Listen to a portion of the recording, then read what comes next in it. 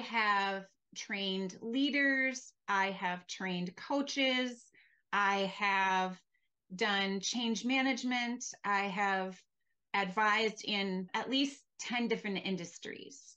And it doesn't matter where I go or who I'm working with, the pattern is always the same. We have certain interventions and certain proactive things that we're doing in relation to EQ or anything else we want to do with leaders.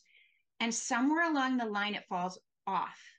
We don't get all the way to new habit formation. So our investment doesn't make it all the way there.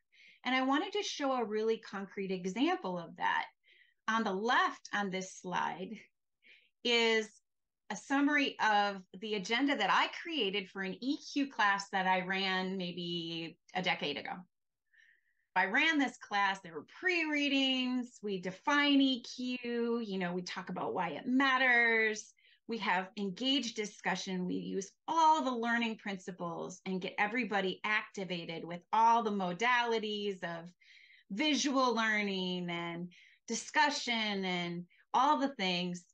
And we use a framework and we teach them the framework and we do exercises in each of the areas of EQ. We give them tools, we give them things to take home. And at the end, we say, okay, so what's the one thing you want to take away? And it was an awesome class. People loved it. The surveys were out of this world. And I loved teaching it. And they get back to the ranch, and what do you think happens? They get sidetracked. The email and the phone and all of those things take over once you get back and out of the class. Absolutely. And they were so excited to do it. They had big ahas and things they wanted to do. So if we look on the right, this is the stages of learning. First, we're unconscious as to what's happening. We get the ahas in a course like this. We come out of unconscious and we maybe get to active learning because we start practicing some skills. We get some tools to take away.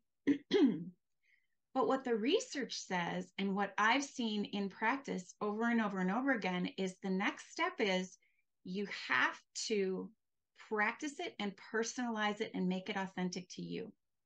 You have to find the places in your day, the places in your week, the places in your regular routines and conversations where you're going to figure out what listening looks like. That it's going to look like me saying, well, what's your opinion?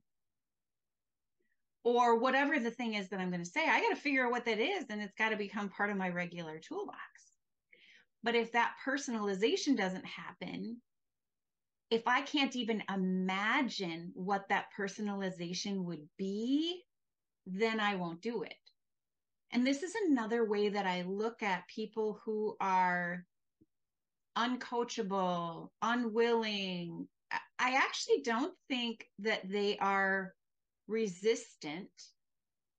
I think that they can't see what this would be in an authentic way for them.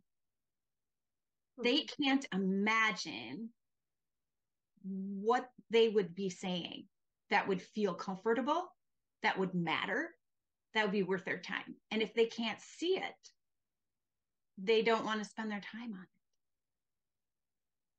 And none of that is to say that the course or the coaching is bad. It's not. They're great. I do coaching, I do courses all the time. But how do we deal with this dilemma? How do we deal with this gap? How do we deal with where it falls apart?